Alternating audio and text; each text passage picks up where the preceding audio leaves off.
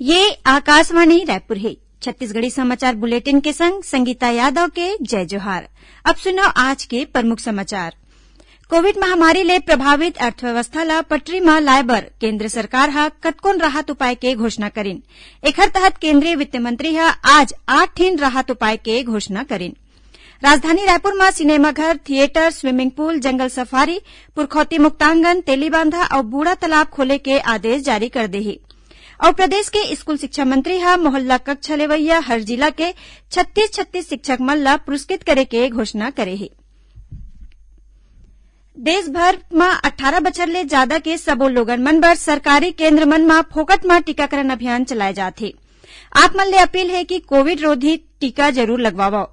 Corona महामारी बर कोनो किस्म के कोताही झन बरतो। जब तक जरूरत नहीं है घर ले बाहर झन निकलो और ये सरल उपाय के पालन करो। मास्क लगाओ, 2 गज की सुरक्षित दूरी बनाए रखो, घेरी भेरी साबुन ले हाथ धोवाओ।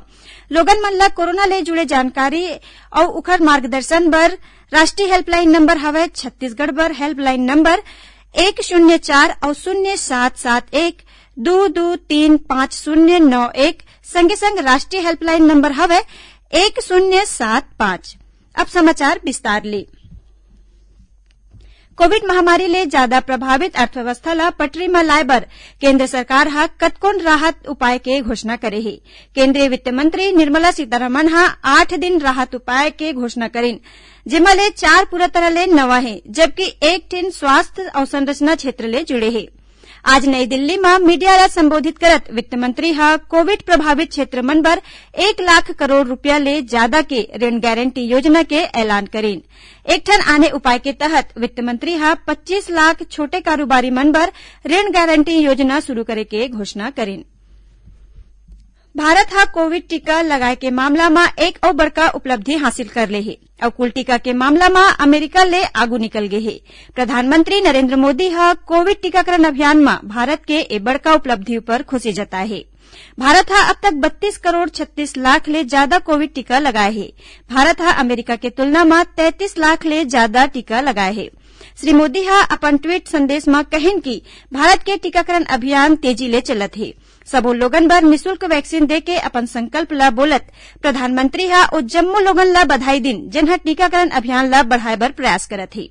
उन्हें केंद्रीय मंत्री प्रकाश जावड़ेकर हा प्रधानमंत्री ला टीकाकरण अभियान के क्षेत्र में महत्वपूर्ण उपलब्धि पर बधाई दिन है। श्री जावड़ेकर हा अपन ट्वीट संदेश में कहिन कि भारत एकजुट होके तुरते ही महामारी ला हराए में सफल होही।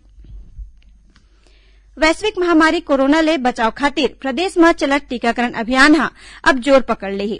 टीकाकरण ला लेके लोगन में जागरूकता और उत्साह बढ़े है, जेखर सेती वैक्सीनेशन सेंटर में टीका लगवैया मन के भीड़ देखे जाथे। प्रदेश में काली 1,89,000 ले ज्यादा लोगन ला कोरोना के टीका लगाए गिस। एखर बर राज्य में 4,000 ले ज्यादा केंद्र बनाए गे रहिस। प्रदेश में काली तक कुल 90,54,000 ले ज्यादा लोगन ला कोरोना टीका लगाए जा चुके हैं। 18 ले 44 बछर आयु समूह के 22,56,485 लोगन ला पहली डोज और 63,934 लोगन ला दूसरा डोज लगाए गए है। उन्हें 45 बछर ले ज्यादा उम्र के 47,02,000 ले ज्यादा लोगन ला पहली डोज और 9,58,000 ले ज्यादा लोगन ला दूसरा डोज दे गए है। इति राजनांदगांव जिला में लोगन के उत्साह ला देखत वैक्सीनेशन केंद्र में टीका लगाए के निर्धारित बेरा के बाद घलो लोगन ला टीका लगाए जाथे। जिला में अब तक करीबन 4,90,000 लोगन ला कोरोना के टीका लग चुके हैं। कल 27 जून के 22,000 ले ज्यादा लोगन ला कोरोना ले बचाव के टीका लगाए गिस। टीकाकरण अभियान ला जन अभियान बनाए बर प्रशासनिक टीम हा ग्रामीण क्षेत्र के साप्ताहिक बाजार घलो पहुंचत है, जिहा लोगन ला टीका लगाए बर जागरूक करे जाथे। उति जांजगीर चांपा जिला के कलेक्टर जितेंद्र कुमार शुक्ला हा सबो पात्र हितग्राही ला तुरते कोरोना टीका लगवाए के अपील करे है। उन्हें जिला प्रशासन डहर ले स्थानीय स्तर में कोरोना टीका लगाए बर लोगन ला जागरूक करे जाथे। छत्तीसगढ़ी समाचार बुलेटिन आप मन आकाशवाणी रायपुर ले सुनत हो। छत्तीसगढ़ की खबर ले है आपकी वास्ता और खबर के विश्वसनीयता ले है हमार वास्ता। आकाशवाणी समाचार रायपुर के प्रादेशिक समाचार बुलेटिन के संगे संग हमार समसामयिक कार्यक्रम आप रेडियो के संग अपन मोबाइल में घलो सुन सकत हो। आकाशवाणी समाचार फेसबुक, ट्विटर और यूट्यूब में घलो हावय। हमार फेसबुक पेज हरे Chhattisgarh news on AIR, Twitter handle CGAIR news और हमार यूट्यूब चैनल हरे छत्तीसगढ़ AIR न्यूज। तो अब रेडियो के संगे संग आपके मोबाइल के माध्यम ले हम आप तक पहुंचत हन। छत्तीसगढ़ की हर खबर पर सुनत रहो आकाशवाणी समाचार। अब आगू बाढ़बो बाचे समाचार कोती। राजधानी रायपुर में सिनेमाघर, थिएटर, स्विमिंग पूल, जंगल सफारी, पुरखौती मुक्तांगन, तेली बांधा और बूढ़ा तालाब खोले के आदेश जारी कर दे गए है। रायपुर कलेक्टर सौरव कुमार हा पूर्व में जारी आदेश में आंशिक संशोधन करत आज नवा आदेश जारी करे है, जेकर अनुसार जिला में स्थित cinema hall, multiplex, theatre, park theme, water park, stadium, sports complex, swimming pool ला आने शर्त के अधीन खोले बर पहली ले चलत बेरा के अनुसार रात 8 बजे तक चलाए जाए के अनुमति दे गई है।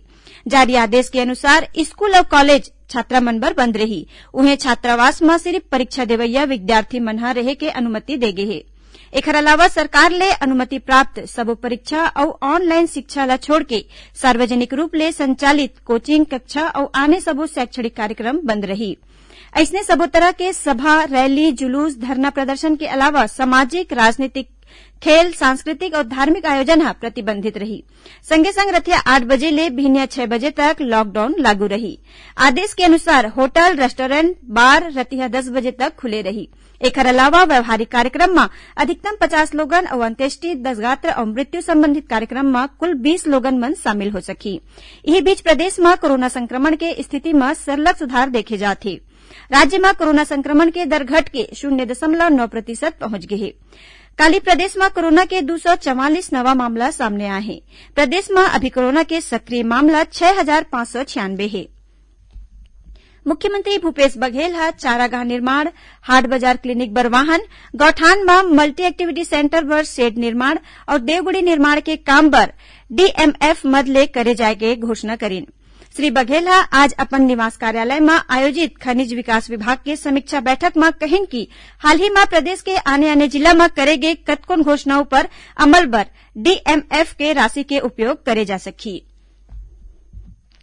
प्रदेश के स्कूल शिक्षा मंत्री डॉक्टर प्रेम साय सिंह टेकाम मोहल्ला कक्षा लेवैया हर जिला के 36 शिक्षक मन ला पुरस्कृत करे के घोषणा करे है।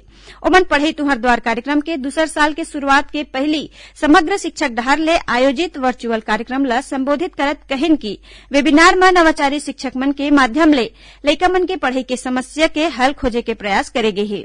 ओमन कहिन कि लॉकडाउन के ए दूसर सत्र हराय अभी अनुमान नहीं लगाया जा सके कि स्कूल कब खोले जाही। डॉक्टर टेकाम कहिन है कि वर्तमान परिस्थिति ला देखत और अच्छा काम करना होही, संगे संग काम के तरीका में बदलाव लाना पड़ही। स्कूल शिक्षा मंत्री कहिन कि शिक्षक मन के नवाचार ला अब लइका के सुधार के दिशा में प्रयोग करे के जरूरत है। ओमन कहिन कि नवाचारी शिक्षक के पहल देखे ले इस साल की शुरुआत में ही लइका मन में आवत बदलाव पर सरलग नजर राखे जाही।